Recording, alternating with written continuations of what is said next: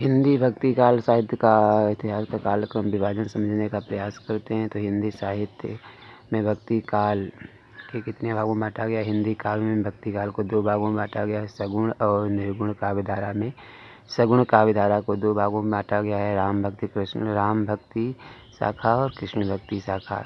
इसी प्रकार निर्गुण को भी 2 भागों में बांटा गया है। निर्गुण काव्यधारा के 2 भाग कौन कौन से हैं? तो निर्गुण भक्ति काव्यधारा के 2 भाग हैं, प्रेमाश्रयी मार्ग, प्रेम मार्गी मार्ग और ज्ञान मार्गी मार्ग। ठीक, तो ये प्रभु देखते हैं। राम भक्ति काव्यधारा के 2 कवि तुलसीदास हैं, नरिहर दास हैं। इसी प्रकार देखें कृष्ण काव्यधारा के कवि कौन से हैं? कृष्ण काव्यधारा के कवि सूरदास हैं, मीराबाई हैं, रहीम दास हैं। ठीक है, और इसके बाद हम देखेंगे प्रेम मार्गी शाखा के कवि कौन से हैं? मलिक मोहम्मद जायसी हैं, फेमस कवि हैं।